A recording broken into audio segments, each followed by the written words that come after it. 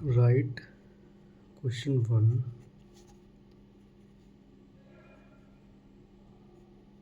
Write a program for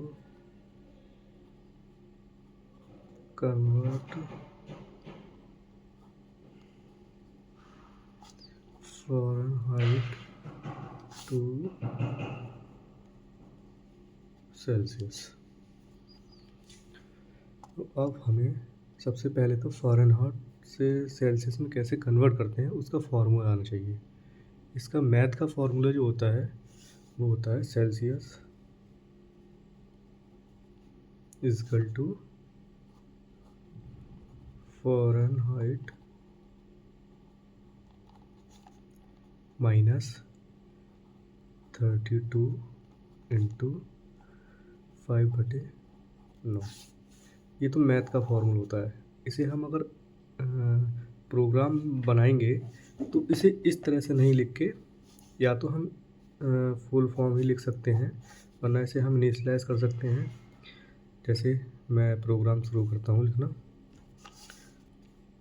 मैं direct main से लिखूँगा, ऊपर की जो लाइब्रेरी वो ऐड नहीं करूँगा। अभी इंट मेन,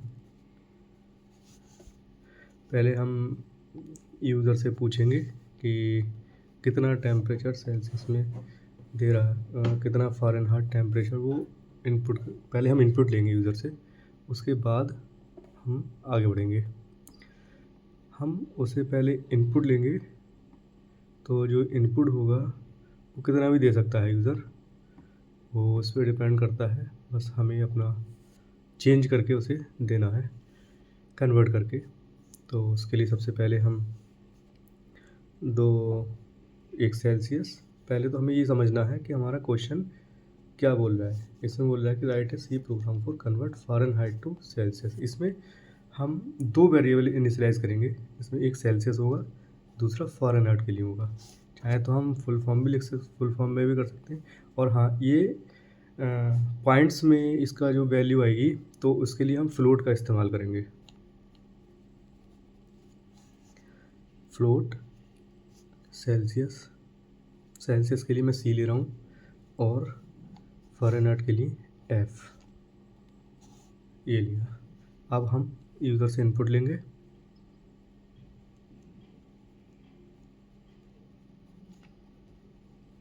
कमेंट डालना बहुत ज़रूरी है प्रोग्राम के अंदर।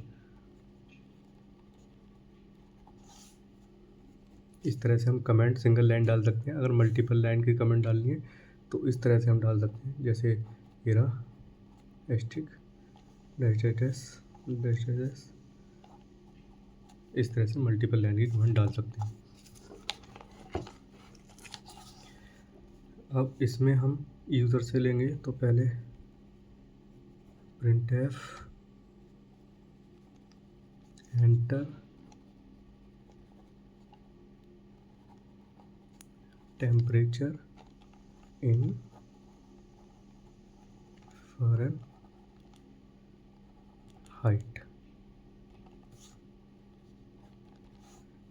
ये भी हमने यहाँ से बोला है कि आप टेम्परेचर को डालिए। रीड द इनपुट, रीड करने के लिए हम स्कैनएफ का यूज़ करते हैं।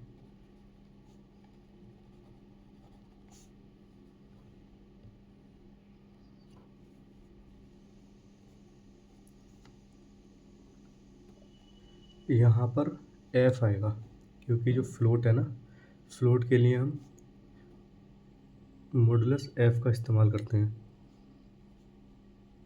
एंड फ़ारेनहाइट एफ, ये रहा, हमने ले लिया इनपुट। अब अप्लाई करते हैं हम फॉर्मूला। Apply the formula. ये कमेंट लिखने का ये फ़ायदा होता है, हमें स्टेप्स पता लगते रहते हैं कि हम अभी किस स्टेप पर हैं, हमें अभी और आगे क्या करना है। इससे कोड लिखने में बहुत आसानी हो जाती है। जो फार्मूला था ऊपर बताया था, ये रहा फार्मूला। इसे हम प्रोग्राम में किस तरह से लिख सकते हैं, C = F - 32 इंटू 5.0 क्योंकि ये फ्लोट है, तो और 9.0 क्योंकि ये फ्लोट है। इसके बाद हम सिंपली रिज़ल्ट प्रिंट कर देते हैं। प्रिंट द रिज़ल्ट प्रिंट करने के लिए printf का इस्तेमाल करेंगे। printf मॉडुलस 2.5 क्योंकि हमें पॉइंट के बाद 2 नंबर तक 1 और 2 डेसिमल तक वैल्यू चाहिए, इसलिए हम 0.2 लिखेंगे। अगर हमें एक तक चाहिए होगी पॉइंट के बाद 1 डेसिमल तक, तो हम यहाँ 1 लिख देंगे। इस तरह से आगे बढ़ता है।